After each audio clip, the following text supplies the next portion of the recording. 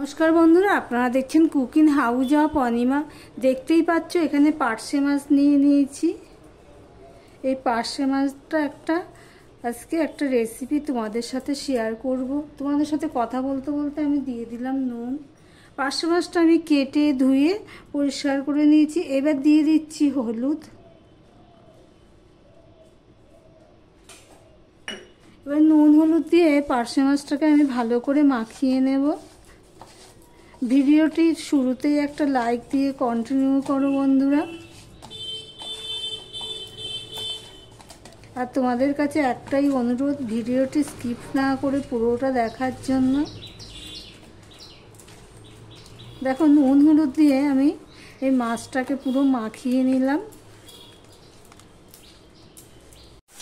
এদিকে দেখো একটা কড়াই বসিয়ে দিয়েছি। কড়াইটা গরম হলে আমি দিয়ে দিচ্ছি সর্ষের তেল। দিয়ে দিয়েছি, তেলটাও প্রায় গরম হয়ে গেছে। দেখতেই পাচ্ছ কড়াইয়ের চারদিকে আমি পুরো লাগিয়ে নিলাম।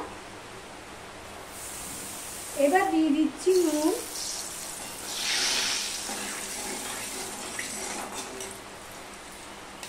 গ্যাসের আঁচটা এবার আমি একটু ছোট করে দিয়েছি। এবার মাছ দিয়ে দিলাম। এই মাছটা না খুব সাবধানে ভাজতে হয়, কারণ এতটাই নরম মাছ। মাছটা দিয়ে আমি একটুখানি এদিক ওদিক করে দিলাম, যে কড়াইয়ের গায়ে আটকায়নি। মাছটা হালকা করেই ভেজে নেব। এবার ও পিঠটা হতে দেবো। দেখো বন্ধুরা, হালকা করেই আমি ভেজে নিচ্ছি।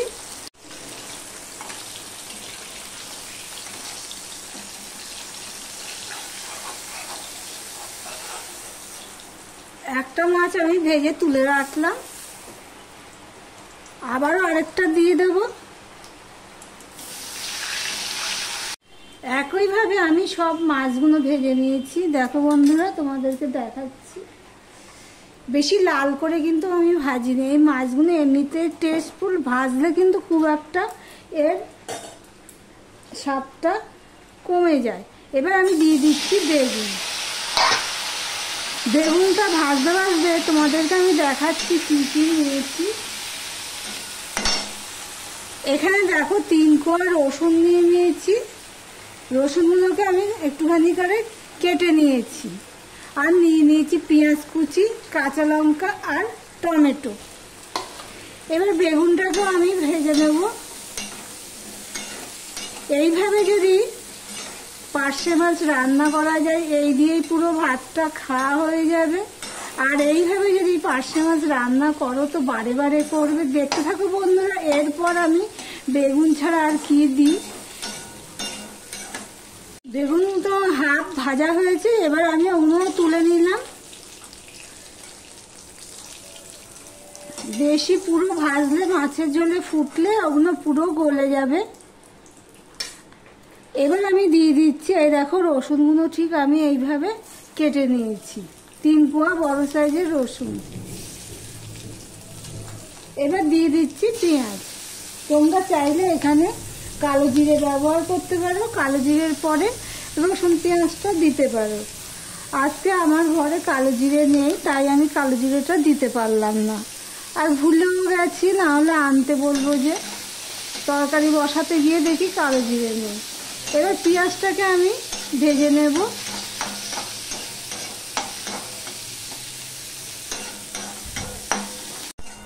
দেখো বন্ধুরা, পেঁয়াজটা ভাজা হয়ে গেছে। এই পর্যন্ত যারা ভিডিওটি দেখছো, লাইক দিতে ভুলে গেছো, চট করে একটা লাইক করে দিও। 2টো কাঁচা লঙ্কা দিয়ে দিলাম টমেটো কুচি। আর যারা নতুন বন্ধু ভিডিওটি দেখছো, এখনো পর্যন্ত সাবস্ক্রাইব করোনি, তাদেরকে বলবো সাবস্ক্রাইব করে পাশে থাকার জন্য। এবার আমি এর মধ্যে হলুদ দিয়ে দিলাম হাফ চামচের মতন। হাফ চামচের মতন লঙ্কার গুঁড়ো দিয়ে দিলাম। 1 চামচ দিয়ে দিলাম ধনের গুঁড়ো। আর হাফ চামচ আমি দিয়ে দিলাম জিরের গুঁড়ো।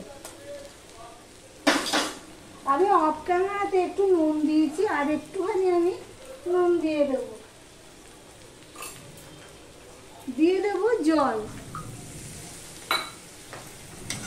এখানে কিন্তু আমি আদা ব্যবহার করব না,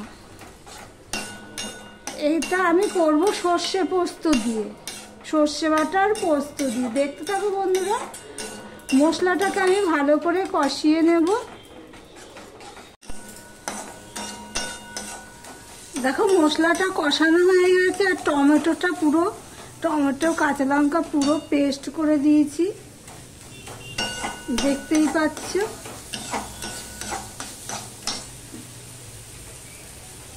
এবার এর মধ্যে আমি দিয়ে দিচ্ছি জল।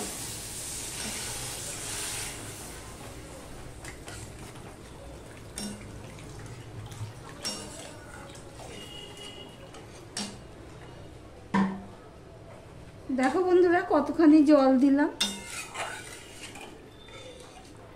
এতে সর্ষে পোস্ত পড়বে তো সেই জন্য জলের পরিমাণটা দিলাম এতখানি। এবারে মাছগুলো আমি গ্যাসের ফ্লেমটা হাই করে দিলাম, দিয়ে একে একে আমি মাছ ভাজাগুলো দিয়ে দেবো।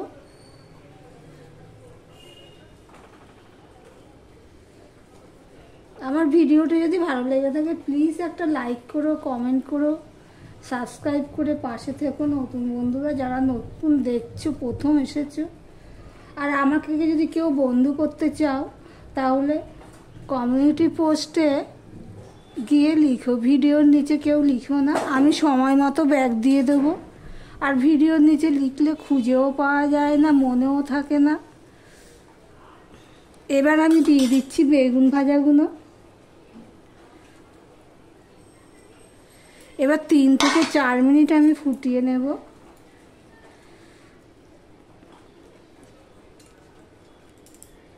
দেখো বন্ধুরা প্রায় 3 মিনিট আমি ফুটিয়ে নিয়েছি। এবার আমি দিয়ে দিচ্ছি এখানে, এটা হলো সর্ষে বাটা, হলুদ সর্ষে বা সাদা সর্ষে যাই বলো না কেন, সর্ষে বাটা দিয়ে দিলাম। আর এটা হলো পোস্ত বাটা, পোস্ত বাটা ও 2 চামচ দিয়ে দিলাম। তোমরা চাইলে এটা আরেকটু বেশি দিতে পারো।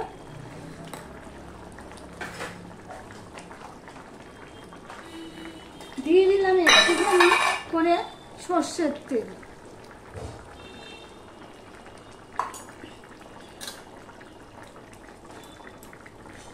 এবার এটা আমি মিশিয়ে নেব।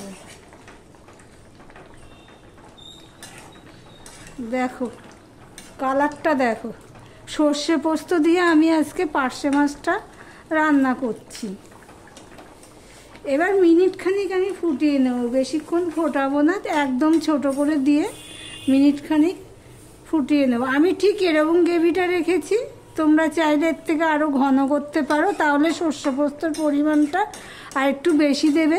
সর্ষে পোস্ত তোমরা একসাথেও বেটে দিতে পারো, আমার বাটা ছিল ফ্রিজে তাই জন্য আমি এইভাবেই দিলাম। আর দিয়ে দিলাম 2-3টে কাঁচা লঙ্কা চিড়ে।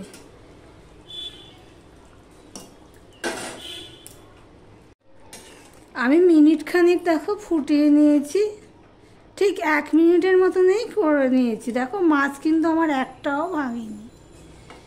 এবার এর মধ্যে দিয়ে দিচ্ছি ধনেপাতা কুচি, হাতের কাছে থাকলে দেবে, না থাকলে দেবে না।